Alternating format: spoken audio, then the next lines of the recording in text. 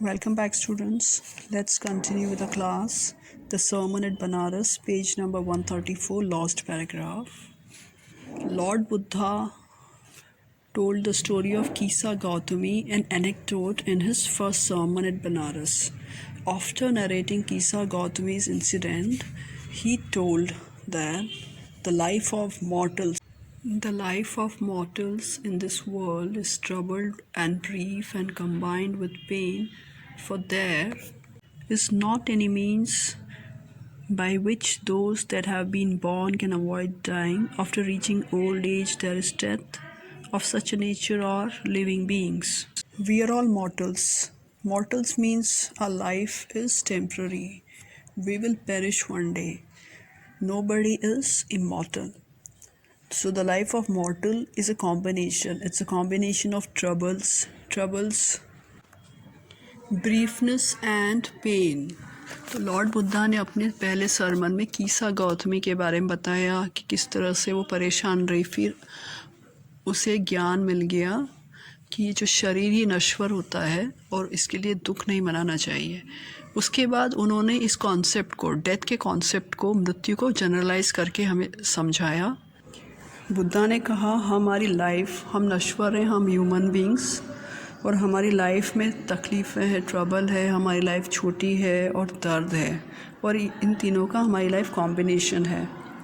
For there is not any means by which those that have been born can avoid dying.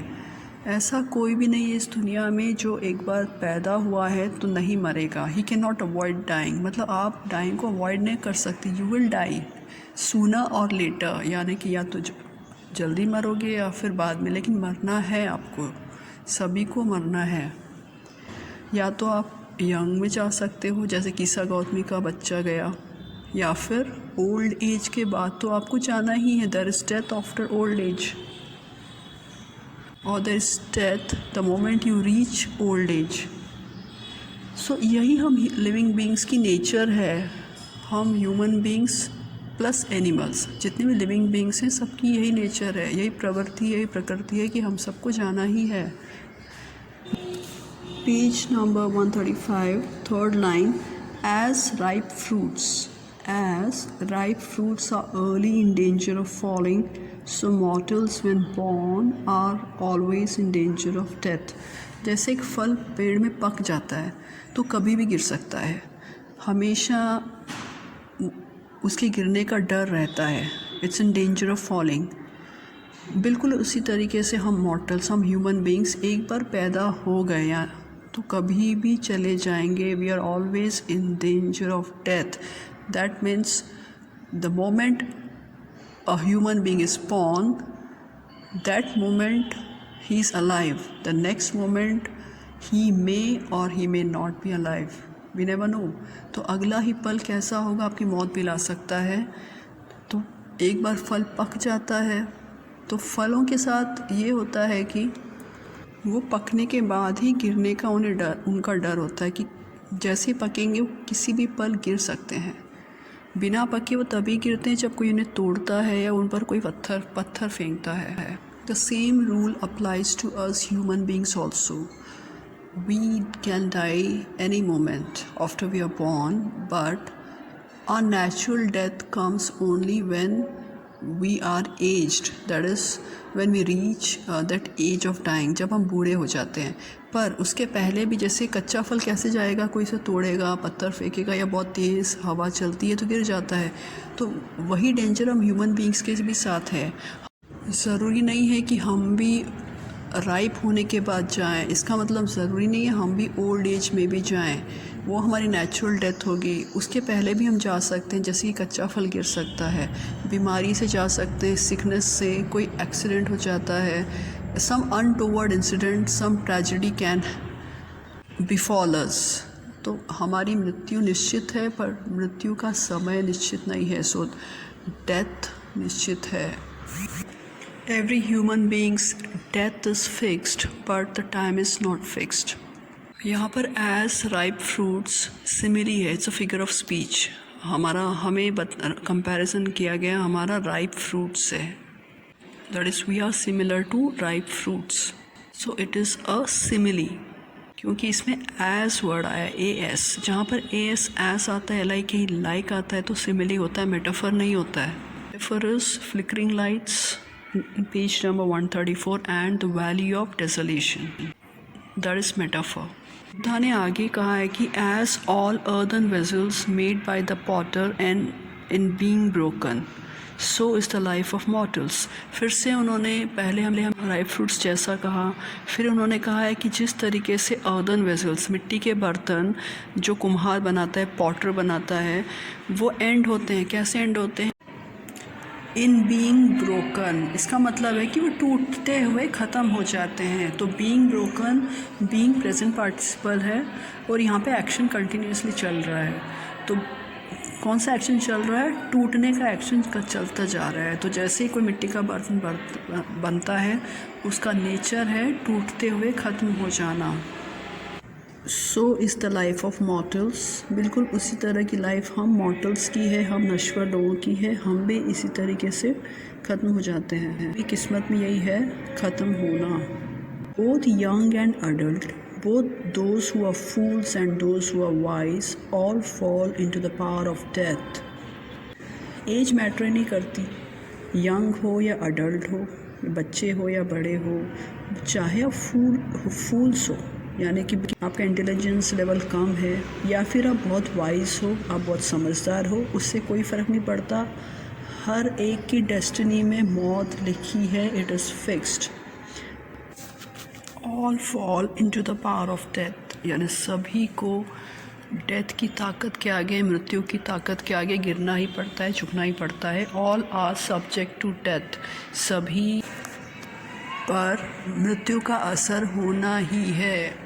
Subject to death का मतलब है कि they are all destined to be affected by death, death उन पर असर करेगी ही। vulnerable to death, susceptible to death, so we are all prone to die, we are sure to die, it's not just prone, we are sure to die।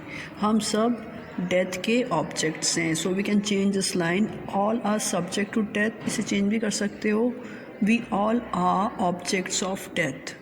तो next paragraph, of those who overcome by death depart from life, a father can not save his son nor kinsmen their relations.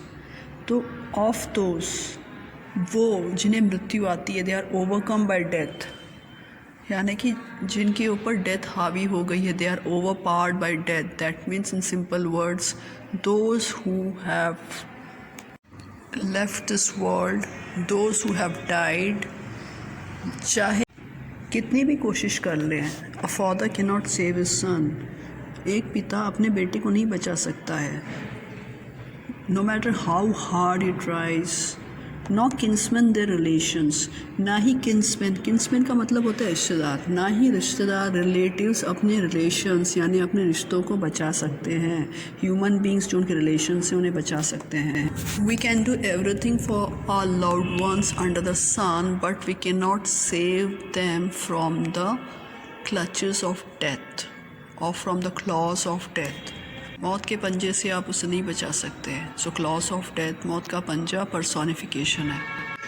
Mark, while relatives are looking on and lamenting deeply, one by one mortals are carried off like an ox that is led to the slaughter. Mark का मतलब होता है mark my words, मेरे शब्द याद रखना, ध्यान से सुनना, याद रखना कि रिलेटिव्स देख रहे हैं, लैमेंट कर रहे हैं। लैमेंट करना मतलब रोना धोना जो करते हैं, दुखी मना रहे हैं, they are lamenting, they are expressing their sorrow, that is they are grieving, वो दुखी हो रहे हैं और बहुत ज़्यादा, दे आर ग्रीविंग डीपली, बहुत ज़्यादा दुखी हो रहे हैं।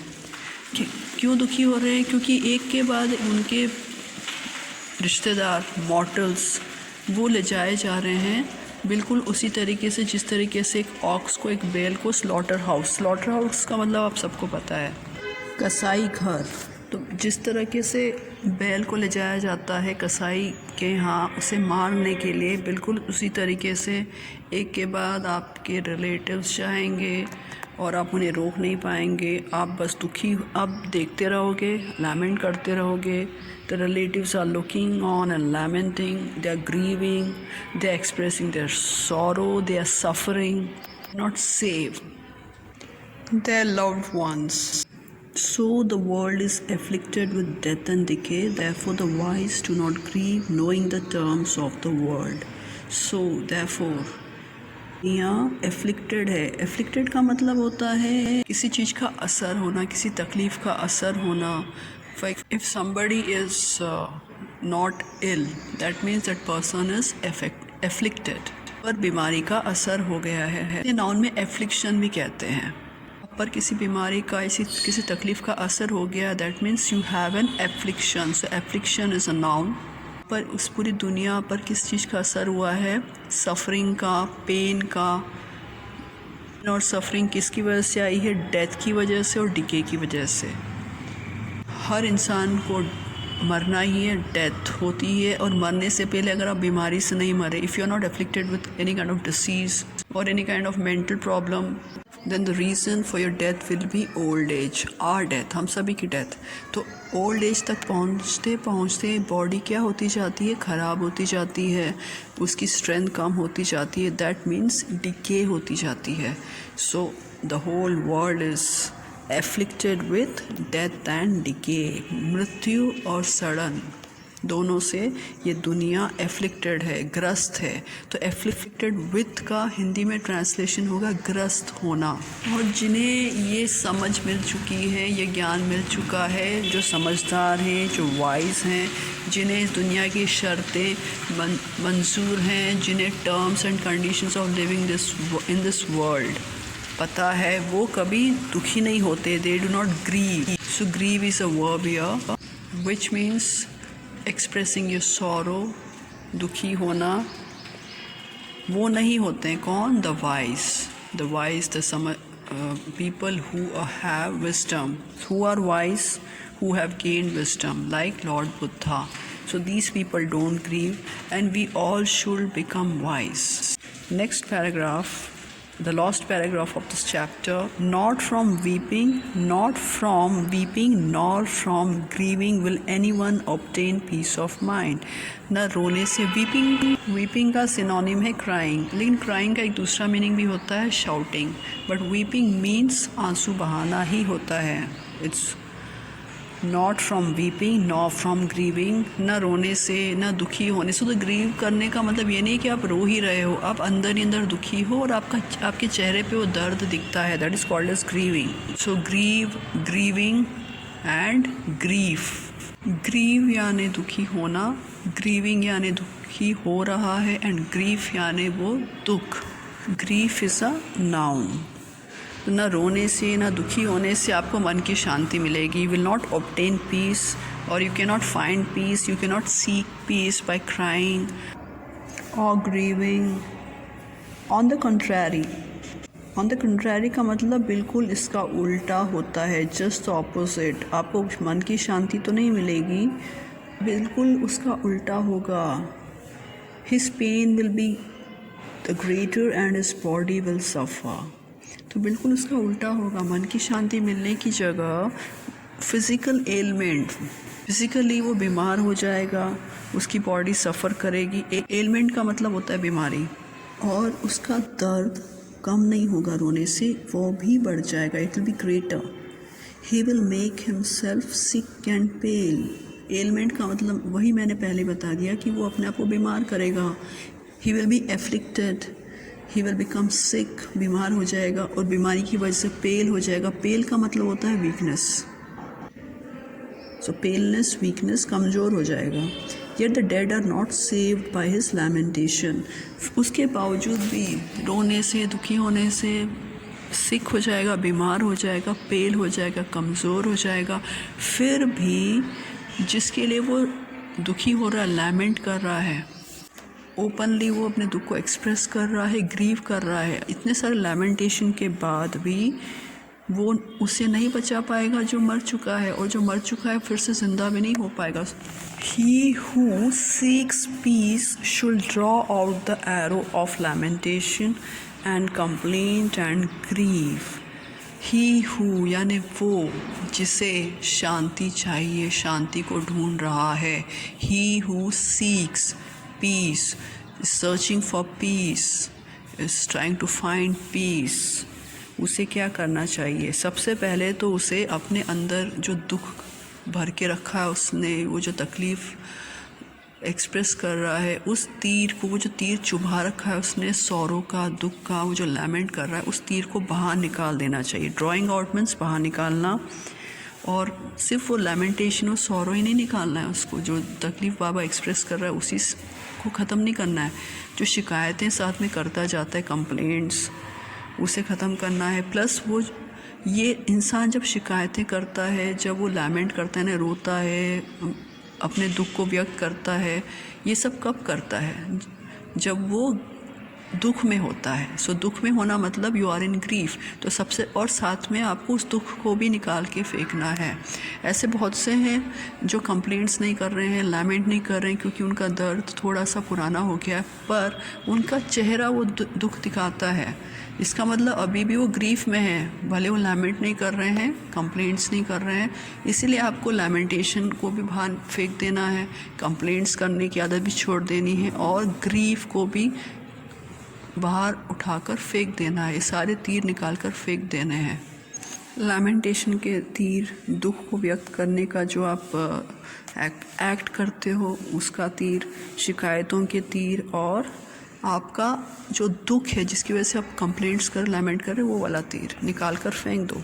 तभी आप शांति को सीख कर पाओगे, सर्च कर पाओगे, ढूंढ पाओगे। तो ही who has drawn out the arrow and has become composed will obtain peace of mind। तो जिसने ये सारे तीर, चुभने वाले तीर निकाल कर फेंक दिए हैं, तो वो क्या हो गया है? कंपोस्ट हो गया। कंपोस्ट का मतलब काम। उसका मन उन विचारों से मुक्त हो गया है जिन विचारों की वजह से वो दुखी होता था। तो वही इंसान शांति को पा सकता है। That person will obtain peace of mind. मन की शांति वही पा सकता है। He who has overcome all sorrow, जिसने अपने सारे दुख को ओवरपा कर लिया है, उसके ऊपर वो हावी हो गया है, उसके पार चला गया है, will become free from sorrow and be blessed। तो दुख से पार चला गया है, मन की शांति उसे मिल गई है, वो blessed हो जाएगा। blessed का मतलब क्या है? जिसे bliss मिला है, हायर स्टेज ऑफ हैप्पीनेस मिली, जो दुख और सुख से भी परे हो जाता है। So we have ended the chapter here. So here Buddha was actually talking about the concept of death, and he has connected death with spirituality, because unless and until you don't become spiritually uplifted, you cannot attain spiritual bliss, you cannot free yourself from the fear of death and from the fear of losing your relatives। ये chapter जहाँ से लिया गया है, इसका जो source है, इसका जो ज़रिया है, वो है बेटी रेनशॉ की लिखी हुई book values and voices, a college reader, 1975। The explanation of the chapter is complete. Listen carefully and all the best for exams. Thank you. Do well.